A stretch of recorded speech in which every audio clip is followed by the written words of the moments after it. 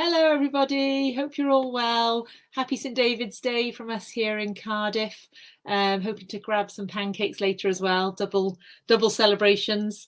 It's nice to see that St David's Day is becoming bigger every year, and I know lots of the kids will now be in school in their St David's outfits, and I definitely used to do that when I was young as well.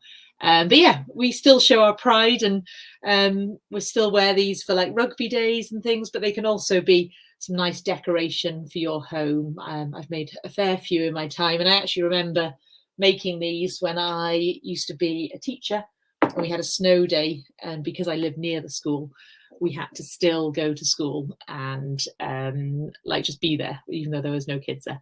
So I had to walk in, and then me and my friend made these all day, and I still seem to have some left over, even though that was about 10 years ago. So yeah, they're a good little thing to have. So yeah, and then we're also in the corridor. It's a little bit darker out here, but I wanted to use the sewing machine briefly, but you don't have to. So if you don't have a sewing machine at home, you can still do everything that I'm about to do, just a little bit slower. So step one, and do as always, let me know where you are. Let me know if you're doing anything nice for, if you're Welsh, St David's Day, or for Pancake Day later as well. So these are the templates that you need to create, and obviously if you were just doing one, you would just be able to put it straight onto the felt, but if you wanted to make multiple, then a template is always really handy. And I'll pop this down so you can see what I do. I just take a piece of paper, and then I draw a leaf. Ooh, let's always forget where the camera is. There you go. A nice long leaf, something like that. I then draw a kind of petal shape, like so, and then I repeat that and draw it again at a kind of 60 degrees away from that. Love a bit of maths. And then I draw it again, another kind of, so there's three. Obviously, I want a six-sided, 1, 2, 3, this was a 5 one actually. I want a six-sided daffodil, but I just cut 2 of those and then I overlap them. I'll show you that now, but I just think it adds a little bit of extra texture.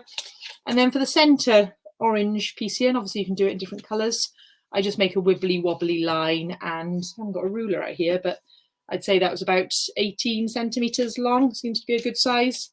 So wavy line, and then I just make it a little bit shorter on one side and a little bit longer on the other. So those are my 3 shapes that I've prepared earlier for you. All right, so you get started by doing that.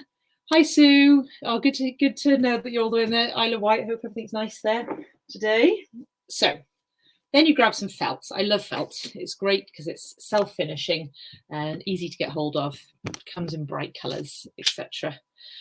Because I want 2 of these, I'm actually just going to fold this in half. And I'm going to try and be quite economical and just fold what I need over like so. And then I'm just going to pin my template to it. I find this is the best way to do it. And I even do this often with kids, and they also seem to get it fairly accurate. If you give them pens and pencils and felt, they just seem to like kind of draw around it. They seem to make mistakes. So my preference would be that you went for this option here, and then just a good pair of scissors and cut out both your daffodil petals at once, like so.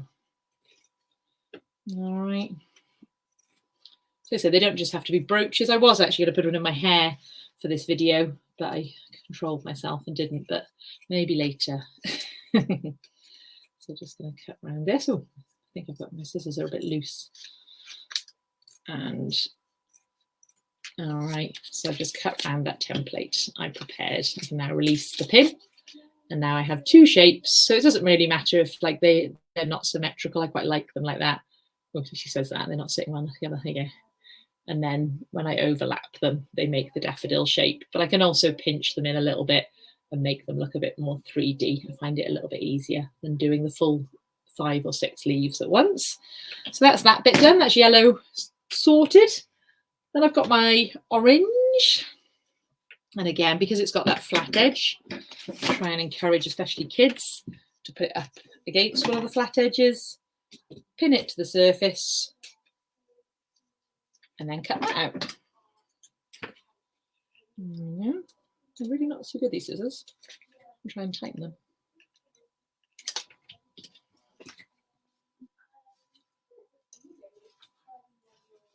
There you go. And that was really badly cut, so I'm probably just going to fix that up a little bit because this is more like zigzags and waves. So give me a second. All right, so again, that can totally be random, but I do find if it goes down at one side and taller at the other, it makes it look nice and 3D. So that's that. And then it's nice and simple to finish is green leaves, which I just literally went and got green because I'd lost it. I'll go and find you some green in a minute. Right, I'll carry on with those whilst the green, find out where the greens disappeared to. Now you'll notice, let's have a look at mine close up. I did this extra detail on them where I added some stitches here. So you could do that with embroidery thread and a hand needle, or you could jump on a sewing machine and add a contrasting colour. I've chosen orange and just go a bit mad. And the good thing is that therefore I don't even need to really glue these together because the stitches will do this section for me. So here I am in the sewing corridor here at our little studio in Cardiff. And all I'm going to do is I'm going to face outwards. So when I mean that, I'm going to start in the centre and I'm sewing towards me. Let's move it in a bit, like so. And then I'm just going to sew. I haven't got a free embroidery, you know how you can drop it. That's not possible on this sewing machine. But if you had that, that would look really nice. So I'm just checking everything right. Yes, straight stitch, sewing forward, reversing, and I'm just going to do that on every single petal. Ooh, didn't mean to pull that off. Like a blooper. There. Oh, and reverse. So again, it's quite enjoyable because there's no real rules. If you leave your needle in when you pick it up and then swivel it, so you go onto another petal. One.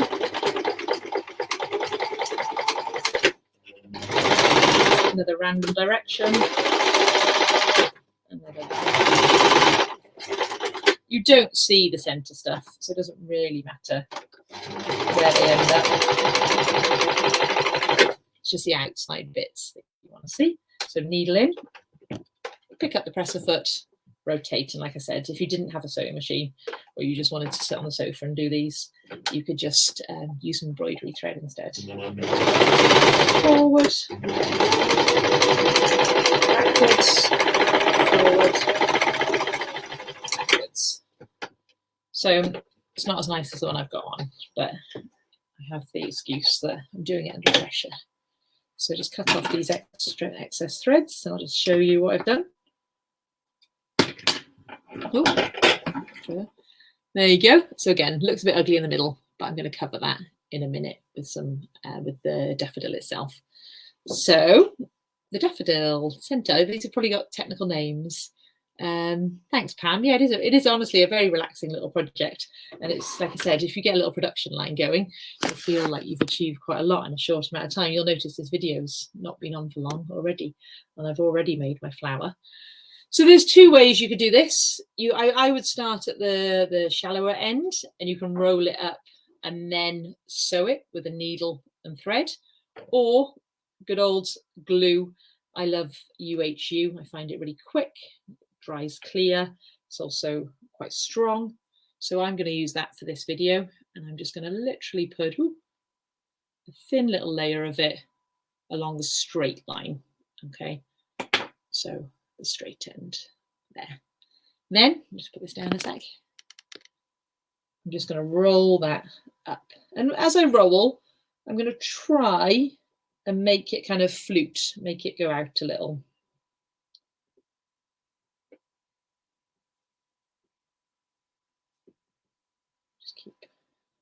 So it might mean the bottom is a little bit uneven, but it's worth it because it'll make it look 3D. And again, this takes a little bit of practice.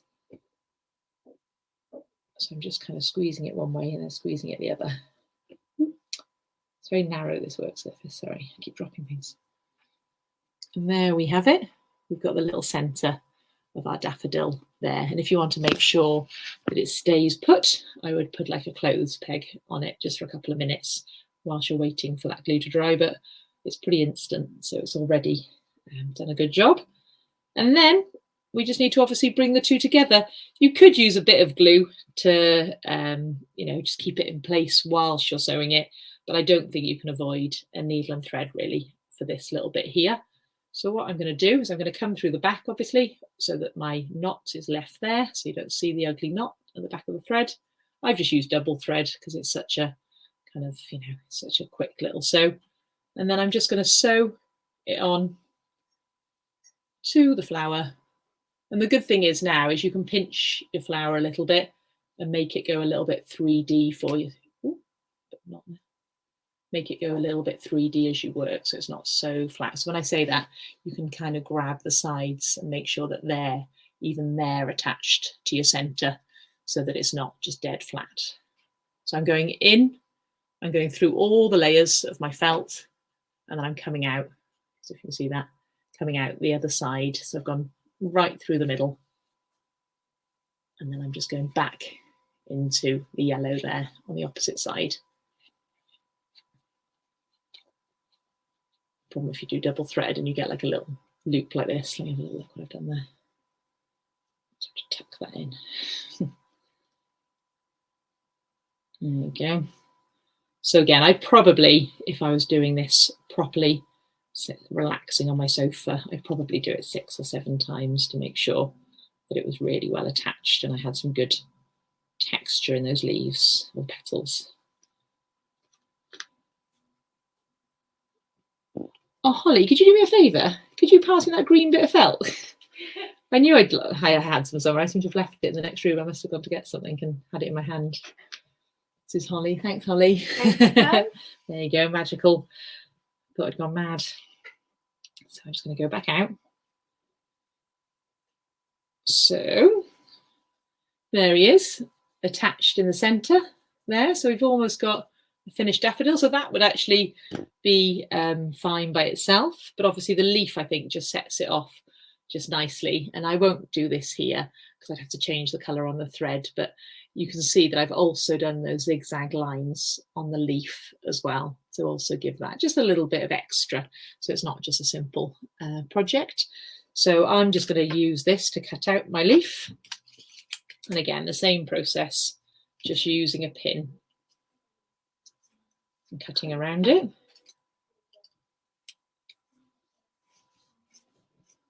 And again, you can do any size, and you could also do more than one leaf. You don't just have to do one. I would use the same needle and thread to attach that on the back. Okay, so it's on the back here, just a couple of stitches. I'm kind of running out because I had that little slip up earlier. So I'd suggest at least 30 centimetres of thread to make sure you have enough to carry on. So I've just attached it there. And then if you take a look at the nice one I've made, you'll see that just to hide all that kind of ugliness, I've just cut myself a little yellow circle about the size of the inner where all the petals meet there. And then that's been, I would probably UHU that on the back and attach a little bit of sewing as well.